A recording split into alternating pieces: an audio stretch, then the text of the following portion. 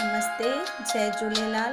ये जेके तव्हां तस्वीरूं ॾिसंदा ये भारतीय सिंधु सभा महिला मंडल जूनागढ़ जे तरफ़ां हिकु सुहिणी कोशिश कई वई त पंहिंजे ॿारनि खे सिंधी ॿोली, सिंधी इष्टदेव जे बारे में या सिंधी भाषा जेका तमामु ग़ाइब थी थींदी वञे उन जे बारे में थोड़ी जानकारी मिले ऐं इन जो हिकु ई ज़रियो आहे त अहिड़ियूं कॉम्पिटिशनूं थियनि।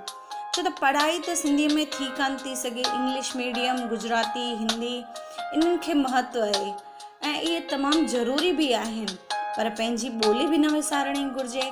त अहिड़ी कॉम्पिटिशन ज़रिए पंहिंजी संस्कृतीअ खे बचाइण लाइ हिकु महिलाउनि सुठी कोशिश कईसीं ऐं तमामु सुठी कामयाबी बि मिली।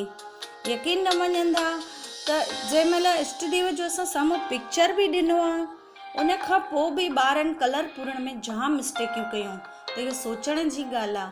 जीअं ॿियनि भॻवाननि जी उन्हनि खे जानकारी आहे तीअं पंहिंजे इष्टदेव जी बि उन्हनि खे जानकारी ॾियणु तमामु ज़रूरी आहे।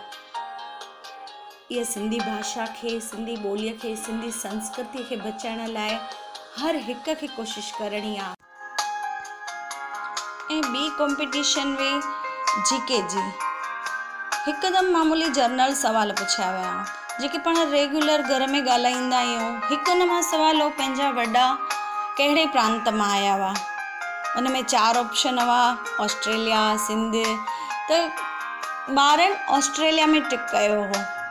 त सोचो, पंहिंजे ॿारनि खे पंहिंजी ॿोली, पंहिंजी सिंधियत जी जानकारी, ॿी संस्कृतीअ जी तमामु घटि आहे। त अहिड़ी कॉम्पिटिशन ज़रिए ई पाण ॿारनि खे तमामु सुठी जानकारी ॾेई सघंदासीं, पंहिंजी अबाणी ॿोलीअ खे बचाए सघंदासीं।